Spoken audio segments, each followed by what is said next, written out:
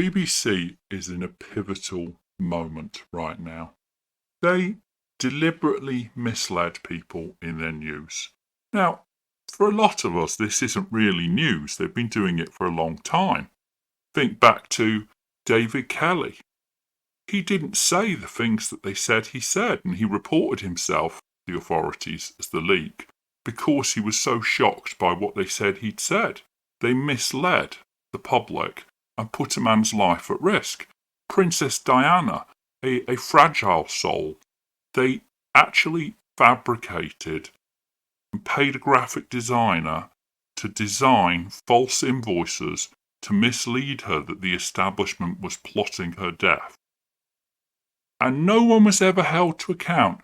What happened to the reporter who did that? Well, he became the religion editor for the BBC and then went on one of the world's longest sickness leaves.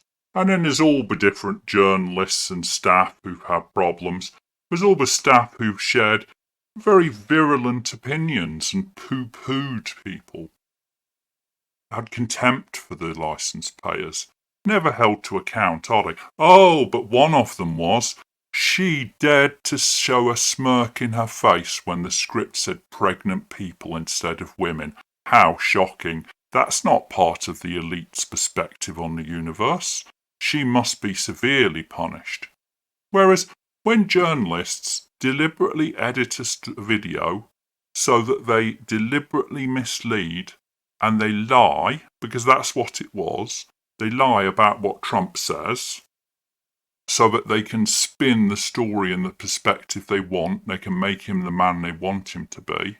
Well, bingo, it's all right. Total radio silence for about a week. I had to throw away the first script I wrote on this because I was saying, well, when are they going to do something about it? And then suddenly there's a couple of resignations, all solved. Ed Davies runs to the rescue. Don't blame the BBC, the poor BBC. Mean Mr. Trump is bullying them. Well, we pay a licence fee. We pay a tax. And we actually pay to watch other services to fund the BBC. I stopped watching BBC long ago. It was when I saw the Brexit referendum and Trump's first US presidential election. It was so obvious that they wanted Hillary to win and that they couldn't conceive of the fact that half the population voted to leave. You might not agree with them. I voted to remain. But I could see why people voted to leave. I played with the idea. But actually, looking at news reports in The Independent of all things a few days before, I realised that there was a very good chance the vote was going to go Leave. And it was quite obvious because so many Labour constituencies were very heavily voting Leave. In the middle of a bitter and bloody conflict in the Middle East, the BBC deliberately ran stories suggesting that a mass grave had been found after IDF soldiers left the site. The heavy implication and entire point of the stories was that the IDF had slaughtered people and thrown them into a mass grave. The problem is the BBC knew that those bodies were there when Hamas were kicked out of that site. They knew that Hamas had put them in there, and they knew that the IDF had no involvement whatsoever. That wasn't a problem because that didn't fit the narrative. And the problem with the BBC is that we pay for unbiased, unvarnished truth. We know that they have a particular political slant. If you haven't worked that out, then I do pity you. But what we have here is deliberately misleading, not selecting what you tell people. Take the specialists on transgender who actually write the protocols for the treatment of transgender. And there was a leak where it was very obvious that they had contempt for their patients. They actually said that they had no way of understanding and having informed consent for life-changing operations and surgeries and treatment.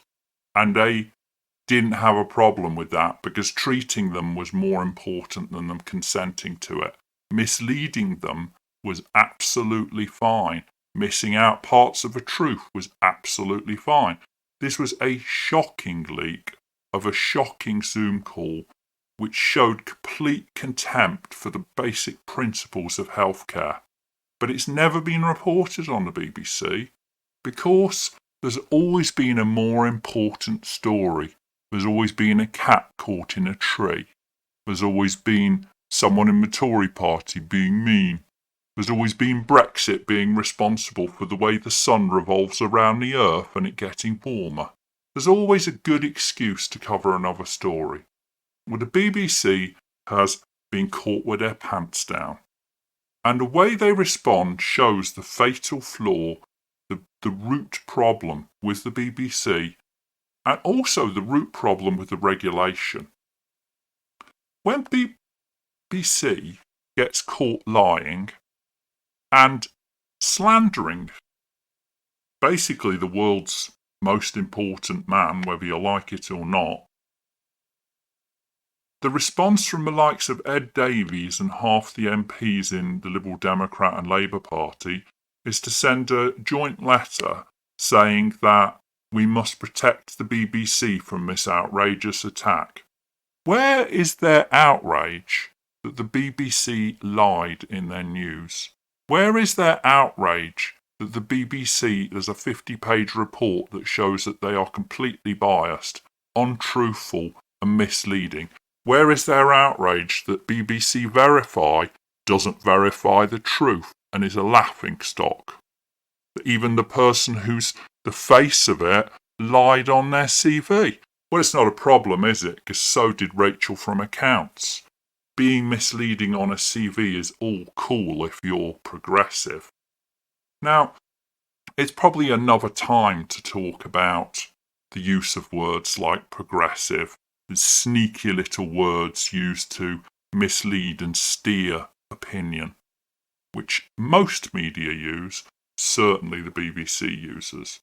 But the BBC is in a privileged position, and that privileged position is founded on decades of serving the public with a reliable, let's say reliable, version of events.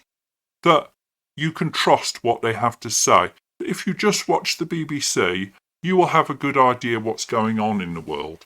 Well, I stopped watching the BBC because I started watching a broader spectrum of news, and I found that if I watch a mix of Sky News, Deutsche Welle, France 24, Fox, CNN, GB News, Channel 4, I get a bunch of stories and perspectives which are completely edited out of the BBC version of the world, and there's plenty of left-wing media organisations in that list. I don't know how the director of the BBC can stand there with a straight face and defend the quality of journalism from the BBC, or suggest that they are unbiased. The fact that he can stand there and say that without breaking out in laughter suggests that the BBC needs even heavier reform than I thought.